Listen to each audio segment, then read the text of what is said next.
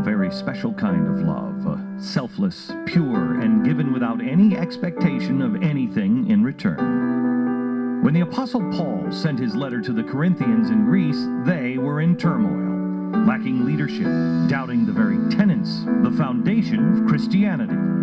They were turning on one another. Unity had given way to dissension and jealousy. You could feel Paul's passion, his frustration and urgency as he implores the congregation to remember the only three everlasting principles: faith, hope, charity. With words that convey the great urgency he felt, he narrowed the message even more, telling the church that if they remember only one thing above anything else, they must love one another. Look out for one another. Because, he says, without that, there is no faith, no hope. Listen to his words. Though I speak with the tongues of men and of angels and have not charity, I have become as a sounding brass or a tinkling cymbal. And though I have the gift of prophecy and understand all mysteries and all knowledge, and though I have all faith so that I could remove mountains and have not charity, I am nothing.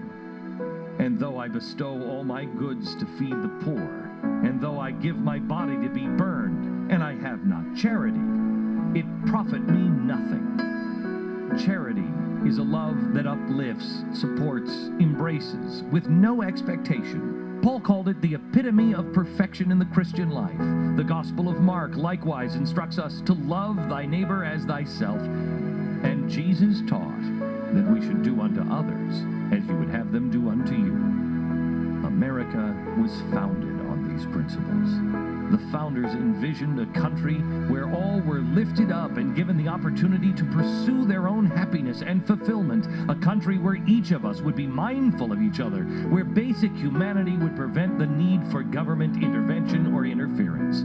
Our Declaration of Independence boldly asserts that all men are created equal and endowed by their Creator with certain unalienable rights. And the poet's words that adorn the tablet of America's most iconic symbol, the Statue of Liberty, read, "Give me, your tired, your poor, your huddled masses yearning to breathe free. Equality, opportunity, and no expectation of anything in return. That is charity." When did the meaning of the word change? When did it become more negative than uplifting? Did you know that before 1932 there was no such thing as a regular government assistance program in this country? No welfare, no bailouts, no stimulus package, no unemployment benefits, Social Security, and no one was too big to fail. Families took care of their own. Neighbors helped neighbors. Churches reached out to those in need. One state helped out another. As the founders had intended, the federal government was not part of the equation. We, the people, reached out to meet the needs we saw around us. A temporary helping hand, just till you get back on your feet. Almost everybody needed a hand at some point or another. Therefore, we treated others as we would want to be treated. We tried to love our neighbors as ourselves, whether we really liked them or not. It's who we were. We didn't wait on a government rescue because there weren't any.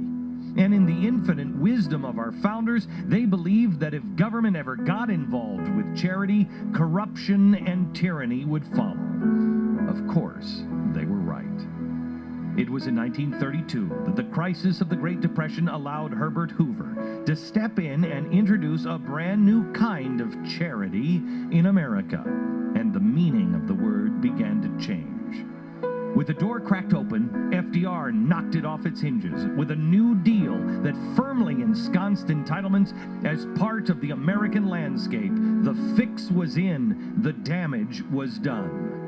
Americans now supported by the government, beholding, dependent, vulnerable, stuck. Sadly, tragically, over time, We've come to this place where we accept this politicized brand of charity as the norm, watching our budgets balloon, assistance rolls multiply, and the self-esteem and the quality of millions of lives damaged beyond repair. A sadistic form of bribery perpetrated by both parties, votes purchased, power ensured, all in the name of charity. It was never supposed to be this way. And if we are to survive, it must stop. Without charity, true charity, there is nothing. With each new program launched, each new tax dollar committed, we move further away from a dream that was coined uniquely American, equality at birth, and a sky's-the-limit brand of opportunity to pursue whatever degree of happiness you choose. To recapture that dream, to shrink the bloated, invasive, controlling monster that our federal government has become, we the people must restore charity to its original meaning and take back our rightful responsibility. We must return to the time when the government was the stop of last resort, the most distasteful, the final option, instead of the ready answer for all that ails and afflicts. It will mean sacrifice, but Americans have had to do it before. Our grandparents and our great-grandparents welcomed into their homes families and friends down on their luck. They made it work. That's what they did. That is charity. Our responsibility is no less than that of the men and women who are called upon to risk their lives to defend the freedom and security of our country.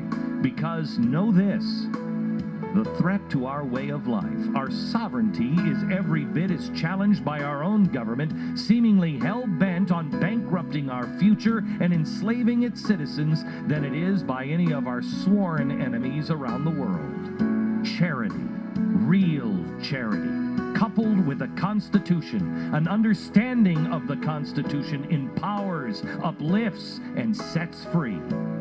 And without it, there is nothing. Faith, hope, charity.